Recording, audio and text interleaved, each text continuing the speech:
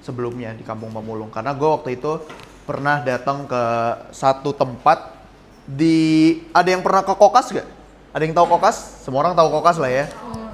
Kalau lu tahu, di belakang Kokas itu ada kuburan. Bener ya? Betul. Ada yang suka motong nggak lewat situ? Motong jalan, bener kan? Iya. Serem ya? Tapi lu sadar gak di situ ada Kampung Pemulung? Nggak pernah lihat kan?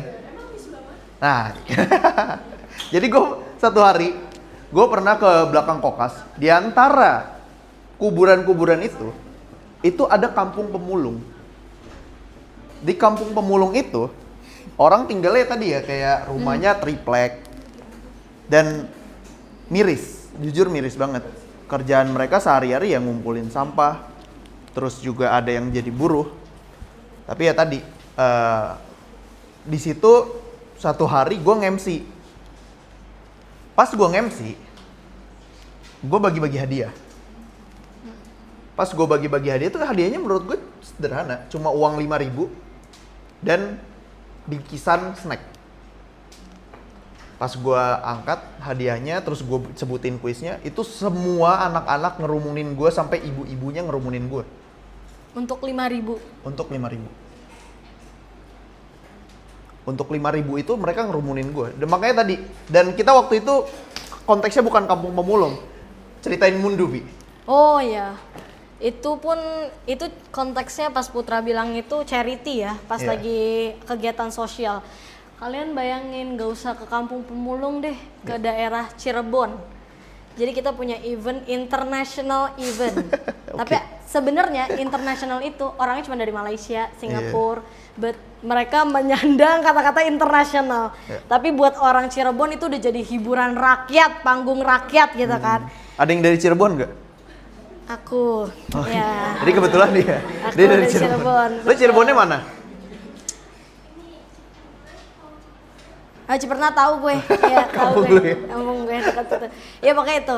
Hal mirisnya. Nah, hal mirisnya di sana itu tempat kayak nelayan gitu, kayak pantai, tapi jelek banget, kumuh banget. Even mereka aja nggak punya sarana buat MCK gitu untuk sanitasi. Mereka tuh nggak ada. Jadi mereka masih yang kayak back to nature, yang kayak lo masih di situ lah buat ngapa-ngapain aja, dan itu sangat-sangat kumuh. Dan mohon maaf, mereka ada yang BAB tuh di kebun mangrove mereka. Iya. Dan itu sekelas Cirebon loh, itu yang kayak kelihatan gitu loh di dekat kita, bukan yang kayak Jawa sono atau kayak Kalimantan. Cirebon tuh masih kota besar loh. Iya, itu sekelas Cirebon. Itu kayak dikit lagi ke kota. Dan di situ orang-orangnya tuh bener-bener jauh banget.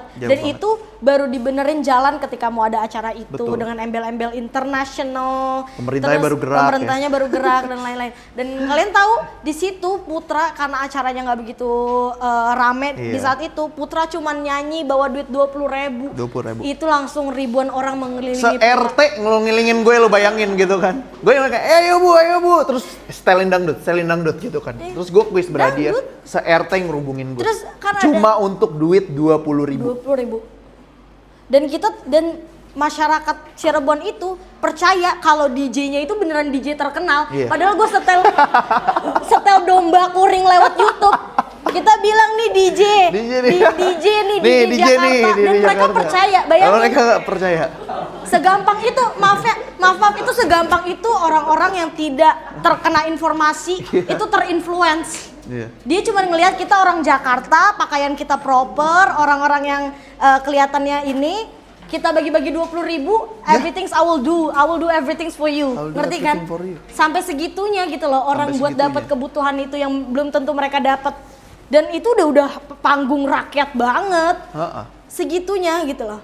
Dan balik lagi yang tadi Putra bilang, itu kan Kampung Pemulung, orang-orang tuh melihatnya iba di situ.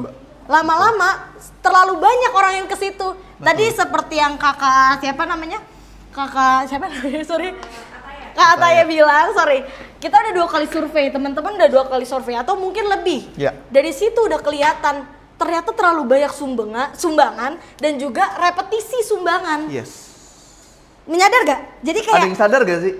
Mereka tuh udah terbentuk mentalnya jadi pengemis. Karena udah jadi gua Setiap orang datang, orang iba sama gue. Terus orang juga repetisi, mau kasih ini, ngasih itu, ngasih ini. Jadinya tidak terbentuk apa yang sebenarnya mereka butuhkan. Betul. Paham kan? Ketika orang udah terlalu sering jadi kayak ya udah besok nanti gue juga kasih, ya udah nanti. Dan lama-lama itu jadi tempat wisata charity. Betul. Ini yang bahaya. Ini yang bahaya. Tempat wisata charity, ngerti ya Tempat teman-teman? wisata. Iya. Padahal kalau kita mau lihat kayak gini, contohnya kayak kemarin yang tukang es teh si Gus Miftah. Siapa tahu kan teman-teman? Karena semua orang, semua artis terfokus dan nge-influence orang-orang. Pas saya kasih 10 juta apa? Saya kasih 10